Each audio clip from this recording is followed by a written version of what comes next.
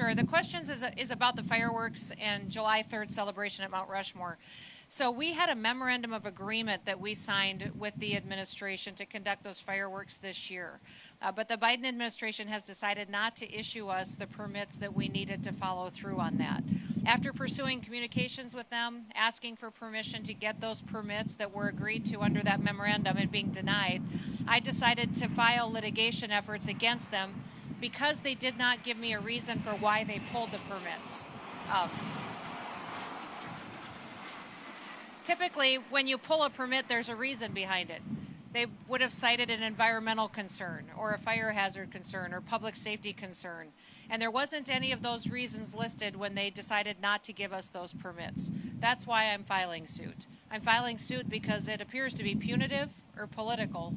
And because we already had an agreement that was signed, we want to make sure that South Dakota has the opportunity to have that celebration and that we can all go forward and be excited about American independence and showcasing that monument to the rest of the world.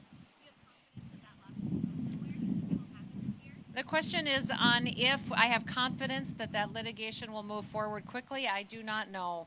You know, every time you're involved in legal challenges, they could last quite a long period of time. But I'm hopeful. I thought it was a fantastic event last year. We had hosted those fireworks for many years before we lost them during the Obama administration. So I'm hopeful we'll have the opportunity to do that again.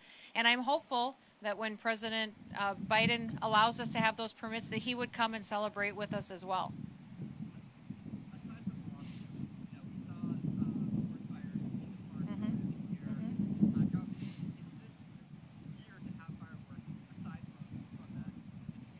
Well, a part of that whole discussion and all of the agreements that were signed was a go, no-go checklist. And that checklist was agreed to with the National Park Service, the Forest Service, South Dakota Wildland Fire, the state of South Dakota, and local entities that said if there was any danger of fire prior to that event and anybody in that agreement decided that it was too risky, then we wouldn't do it. So that was a whole protocol list that all of those entities signed off on. And even up until a few hours before the event, they would have the opportunity to stop the fireworks if they felt there was a fire danger. So those safety precautions are incredibly important and one that we've always followed and did agree to follow when we originally signed that memorandum of agreement. Sure.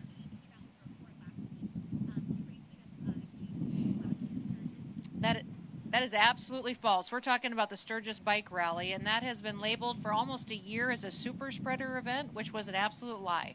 So I hope every time you guys hear that from somebody that you push back as hard as you can, because that is the liberal national media trying to demonize that event, which absolutely isn't true. We did not have significant cases. Less than a couple of handfuls of cases were traced to that event, and we're looking forward to hosting the rally again. Yes, even the CDC report, and I think we've all recognized that recently with the CDC that they changed their opinions and their guidance based on political pressure at different times. So that we, Department of Health and other outside entities and other states all reported cases back to us, which we asked them to do after the Sturgis Bike Rally last year. And there was less than 50 cases tied to that event last year. And the fact that they've labeled that as an event that spread the virus is an absolute lie. Let's end on a positive note. There's got to be something else. We are excited about hosting the rally, though, because it's a great opportunity for us to invite people to the state.